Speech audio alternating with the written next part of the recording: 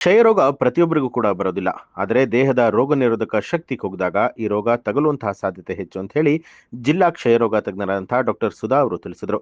ಚಿತ್ರದುರ್ಗ ಜಿಲ್ಲೆಯ ಚಳ್ಳಕೆರೆ ತಾಲೂಕಿನ ಗೋಪನಹಳ್ಳಿ ಗ್ರಾಮದ ಪ್ರಾಥಮಿಕ ಆರೋಗ್ಯ ಕೇಂದ್ರದಲ್ಲಿ ಹಮ್ಮಿಕೊಂಡಿದ್ದ ವಿಶ್ವ ಕ್ಷಯರೋಗ ದಿನಾಚರಣೆಯನ್ನ ಉದ್ಘಾಟಿಸಿ ಅವರು ಮಾತನಾಡಿದರು. ಕ್ಷಯರೋಗದ ಪ್ರಮುಖ ಲಕ್ಷಣಗಳು ಅಂತ ಹೇಳಿದ್ರೆ ಕೆಮ್ಮು, ಜ್ವರ, ಸುಸ್ತು, ದೇಹದ ಬಣ್ಣ ಬದಲಾವಣೆ ಆಗಿದ್ದು ಇಂತಹ ಲಕ್ಷಣಗಳು ಕಂಡುಬಂದ ತಕ್ಷಣ ಸರ್ಕಾರಿ ಆಸ್ಪತ್ರೆಗೆ ಭೇಟಿ ನೀಡಿ ತಪಾಸಣೆಯನ್ನ ಮಾಡಿಸಿಕೊಳ್ಬೇಕು.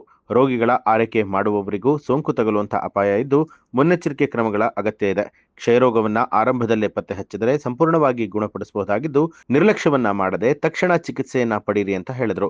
ಈ ಸಂದರ್ಭದಲ್ಲಿ doctor Rupa, STS Harish, Shivamurthy, doctor Thippeswamy ಸೇರಿದಂತೆ ಆಶಾ ಕಾರ್ಯಕರ್ತೆಯರು ಹಾಗೂ ಆರೋಗ್ಯ ಇಲಾಖೆ ಸಿಬ್ಬಂದಿಗಳು ಉಪಸ್ಥಿತರಾಗಿದ್ದರು. ಇದೇ ಸಂದರ್ಭದಲ್ಲಿ ಕ್ಷಯರೋಗಿಗಳು ಮತ್ತು ಸಾರ್ವಜನಿಕರು ಕೂಡ ಹಾಜರಾಗಿದ್ದು ಜಾಗೃತಿ ಸಂದೇಶವನ್ನ ಸ್ವೀಕರಿಸಿದರು.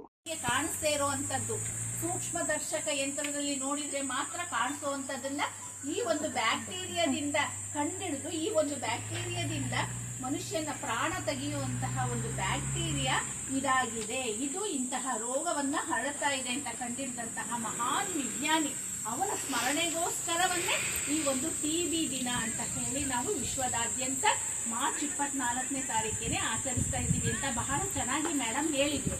ಆಯ್ತಾ? ಈ ಒಂದು ಬ್ಯಾಕ್ಟೀರಿಯಾ ನಾನಾಗಲೇ ಹೇಳಿದೆ ಕಣ್ಣಿಗೆ ಕಾಣಿಸಲ್ಲ ಅಂತ, ಆದ್ರೆ ಮನುಷ್ಯ ಎಷ್ಟಿರ್ತಾನೆ 6 ಅಡಿ ಮನುಷ್ಯನ ಅದು ಜೀವ ತೆಗೆಯುತ್ತೆ ಅಂತಂತಂದ್ರೆ ನಾವು ಅದರ ವಿರುದ್ಧ ಹೇಗೆ ಸಮರ ಸಾಧಿಸಬೇಕು, ಯಾವ ತರ ಯುದ್ಧ ಮಾಡಬೇಕು ನೀವೇ ಹೇಳ್ಕೊಳ್ಳಿ. ಅದು ಕಣ್ಣಿಗೆ ಕಾಣಿಸಲ್ಲ, ಯುದ್ಧ ಮಾಡಲ್ಲ ಅಂತಂದ್ರೆ ಎದುರ ಬದ್ರ ಅದೇನು ಯುದ್ಧ ಮಾಡಲ್ಲ, ಹೌದಾ? ಹೌದೇ ಇಲ್ಲ? ಎದುರ ಬದ್ರ ವೈರಿ ಬಂದ್ರೆ ಏನ್ ಮಾಡ್ಬೋದು, ನಾವು ಯುದ್ಧ ಮಾಡಿ ಸೋಲಿಸ್ಬೋದು, ಗೆಲ್ಲಬಹುದು ನಾವು. ಆದ್ರೆ ಇದು ಕಣ್ಣಿಗೆ ಕಾಣಿಸೋದಿಲ್ಲ. ಆಮೇಲೆ ನಿಮ್ಗೆಲ್ಲರಿಗೂ ಗೊತ್ತು, ಕೋವಿಡ್ ಎಲ್ಲ ನಮ್ಮ ದೇಶದಲ್ಲಿ ಬಂದವಾಗ ಕೋವಿಡ್ ಬಂದ್ರೆ ಅದು ಬಂದ ತಕ್ಷಣ ನಾವೇನು ಉಸಿರನ್ನ ತಗೊಂಡ ತಕ್ಷಣ ನಮ್ಮಲ್ಲಿ ಕೋವಿಡ್ ಬಂದ ತಕ್ಷಣ ನಮಗೇನಾಗ್ತಿತ್ತು, ರೋಗ ಲಕ್ಷಣಗಳು ಕಾಣಿಸ್ಕೊಂಡ್ಬಿಟ್ಟಿದ್ವು. ಕೆಮ್ಮು, ನೆಗಡಿ, ಜ್ವರ ಬಂದ್ಬಿಡೋದು. ಸೊ ಕೋವಿಡ್ ಬಂತು ಅಂತ ಹೇಳಿ ನಾವು ಅದಕ್ಕೇನ್ ಬೇಕೋ ಚಿಕಿತ್ಸೆಯನ್ನ ಮಾಡ್ಬೋದಾಗಿತ್ತು. ಆದ್ರೆ ಇದು ಆಗಲ್ಲ, ಗೊತ್ತಾಯ್ತಾ? ಇದು ನಾವು ಕೆಮ್ಮಿದಾಗ ಅಕಸ್ಮಾತ್ ನಮ್ಮಲ್ಲಿ ರೋಗ ಇದೆ ಅಂತಂತಂದ್ರೆ, ನಾವು ರೋಗಿಗಳಾಗಿದ್ದೀವಿ ಅಂದ್ರೆ ನಾವು ಕೆಮ್ಮದಾಗ ಸೀನಿದಾಗ ಅದು ಗಾಳಿಯಲ್ಲಿ ಸೇರ್ಕೊಳ್ಳುತ್ತೆ ಬ್ಯಾಕ್ಟೀರಿಯಾ. ಕಣ್ಣಿಗೆ ಕಾಣಿಸಲ್ಲ, ಅದು ಯಾರಿಗೂ ಗೊತ್ತಾಗೋದಿಲ್ಲ. ಎಲ್ಲರೂ ಒಂದೇ ಗಾಳಿನೇನಾ ಉಸಿರಾಡೋದು? ಒಬ್ಬೊಬ್ರಿಗೆ ಒಂದೊಂದು ಗಾಳಿ ಇರುತ್ತಾ? ಇಲ್ಲ. ದೇವರು ಕೊಟ್ಟಿರೋದು ಪ್ರಕೃತಿಯಲ್ಲಿ ಒಂದೇ ಗಾಳಿ, ಒಂದೇ ನೀರು, ಎಲ್ಲರೂ ಅದನ್ನೇ ಬಳಸ್ತಾ ಇದ್ದೀವಿ, ಹೌದಾ ಇಲ್ಲ? ಹಾಗಾಗಿ ಅದೇನಾಗುತ್ತೆ, ದೇಹದ ಒಳಗೆ ಹೋಗ್ಬಿಡತ್ತೆ. ಹೋದ ತಕ್ಷಣ ಕೋವಿಡ್ ತರ ನಮ್ಗೆ ರೋಗ ಲಕ್ಷಣಗಳು ಕಾಣಿಸ್ತಾವ? ಇಲ್ಲ, ಅದು ಒಳಗಡೆನೇ ಇರತ್ತೆ, ಗೊತ್ತಾಯ್ತಾ? ನನ್ನ ಮಗನೇ ಆಡು ನೀನ್ ಆಟಗಳನ್ನೆಲ್ಲ ಆಡು, ನನಗೆ ಗೊತ್ತೈತಿ ಯಾವಾಗ ನಿನ್ ಮೇಲೆ ನಾನು ಆಕ್ರಮಣ ಮಾಡ್ಬೇಕು ಅವಾಗ ಮಾಡ್ತೀನಿ ಅಂತೇಳಿ ಒಳಗಡೆನೇ ಸುಮ್ಮನೆ ಇದ್ಬಿಟ್ಟು, ಯಾವಾಗ ನಮ್ಮಲ್ಲಿ ರೋಗ ನಿರೋಧಕ ಶಕ್ತಿ ಕಡಿಮೆ ಆಗುತ್ತಲ್ಲ, ವಯಸ್ಸಾದಂಥವ್ರಿಗೆ, ಆಮೇಲೆ ಮಕ್ಕಳಲ್ಲಿ, ಆಮೇಲೆ ಪೌಷ್ಟಿಕಾಹಾರ ತಿನ್ನದೆ ಅನಿಮಿಯಾ ಅಂತ ಬರುತ್ತಲ್ಲ ಅಂಥವ್ರಲ್ಲಿ, ರಕ್ತ ವೃದ್ಧಿ ಇಲ್ಲದೆ ಕಾಯಿಲೆಗಳು ಬರ್ತಾವಲ್ಲ ಅಂಥವರಿಗೆ, ಆಮೇಲೆ ಕೆಟ್ಟ ಚಟಗಳನ್ನ ಕಲ್ತಿರ್ತಾರಲ್ಲ, ಬೀಡಿ ಸೇದೋದು, ಸಿಗರೇಟ್ ಸೇದೋದು, ಆಮೇಲೆ ನಮ್ಮ ಹೆಣ್ಣು ಮಕ್ಕಳು ಏನಾದರೂ ಕೆಲಸ ಮಾಡಬೇಕಾದ್ರೆ ಹೊಗೆ ಕಡ್ಡಿ ತೆಗಿಯೋದು ಎಲ್ಲದಕ್ಕೆ ಜೊತೆಗೆ ಮಾಡ್ತಿರ್ತಾರಲ್ಲ, ಅಂಥವ್ರಲ್ಲಿ ಏನಾಗುತ್ತೆ, ರೋಗ ನಿರೋಧಕ ಶಕ್ತಿ ಕಡಿಮೆ ಆಗುತ್ತಲ್ಲ, ಅಂಥವ್ರಲ್ಲಿ ಇದೇನ್ ಮಾಡುತ್ತೆ, ತನ್ನ ಒಂದು ಆಕ್ರಮಣವನ್ನ ಶುರು ಮಾಡುತ್ತೆ.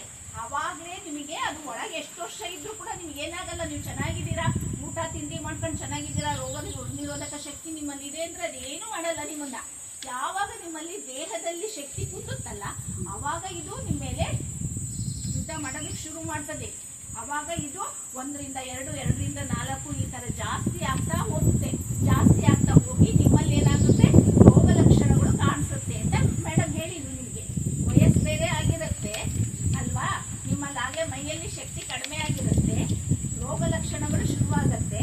ಅವಾಗ ನೀವು ಕೆಮ್ಮಿದಾಗ ಸೀತಾಗ ಏನಾಗುತ್ತೆ, ಅಕ್ಕಪಕ್ಕದವ್ರಿಗೆ ಅಂದ್ರೆ ಮನೆಯ ಸಣ್ಣ ಮಕ್ಕಳು ಇದ್ರೆ ಅವ್ರಿಗೂ ಬರುತ್ತೆ, ಯಾರು ನಿಮ್ಮ ಆರೈಕೆ ಮಾಡ್ತಿರ್ತಾರಲ್ಲ ಅವ್ರಿಗೂ ಬರಬಹುದು.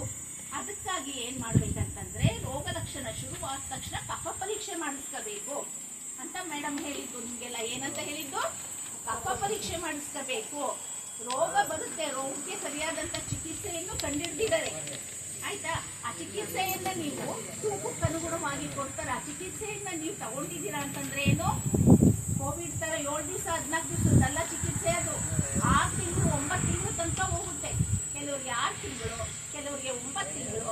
ಇನ್ನು ಏನಾದರೂ ರೋಗ ನಿರೋಧಕ ಶಕ್ತಿ ಕಡಿಮೆ ಇದ್ದು ಆಯ್ತಾ, ಅದರಲ್ಲಿ ರೆಸಿಸ್ಟೆನ್ಸ್ ಅಂತ ನಮ್ಮ ಡ್ರಗ್ಸ್ಗಳಿಗೆ ಅಂದ್ರೆ ನಾವು ತಗೊಳ್ಳೋ ಔಷಧಗಳಿಗೆ ರೆಸಿಸ್ಟೆನ್ಸ್ ಬಂತಪ್ಪ ಆ ಬ್ಯಾಕ್ಟೀರಿಯಾಗೆ ಅಂತಂತಂದ್ರೆ ಇನ್ನೂ ಜಾಸ್ತಿ ಆಗತ್ತೆ. 9 ತಿಂಗಳಲ್ಲ, 1 ವರ್ಷದ ತನಕನೂ ಹೋಗ್ಬೋದು.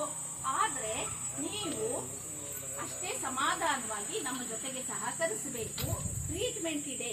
ಕ್ಷಯ ಬಂತು ಅಂದ ತಕ್ಷಣ ನಾವೆಲ್ಲ ಸತ್ತೋಗಲ್ಲ ಆಯ್ತಾ, ಭಯ ಪಡಬಾರ್ದು. ಏನ್ ಮಾಡ್ಬೇಕು, ಸಕಾಲಕ್ಕೆ ಬಂದ್ಬಿಟ್ಟು ರೋಗವನ್ನ, ಇಂಥ ರೋಗ ಅಂತ ಕಂಡಿಡಿದ ನಂತರ ಅವ್ರು ಹೇಳ್ತಾರೆ, ಇಂಥ ರೋಗ ಅಂತ ಗೊತ್ತಾದ ನಂತರ ಏನ್ ಮಾಡ್ಬೇಕು, ಟ್ರೀಟ್ಮೆಂಟ್ ಅನ್ನ ಕರೆಕ್ಟಾಗಿ ಮೇಡಮ್ ಅಲ್ಲಿ ಹೇಳಿದಾಗೆ ಟ್ರೀಟ್ಮೆಂಟ್ ಅನ್ನ ತಗೋಬೇಕು. ಟ್ರೀಟ್ಮೆಂಟ್ ತಗೊಳಕ್ ಯಾರು ಬರ್ಬೇಕು, ಯಾರು ತಗೋಬೇಕು ಟ್ರೀಟ್ಮೆಂಟ್? ನೀವೇ ತಗೋಬೇಕು. ಯಾರು ರೋಗಿಗಳಿರ್ತಾರಲ್ಲ ಅವರೇ ತಗೋಬೇಕು.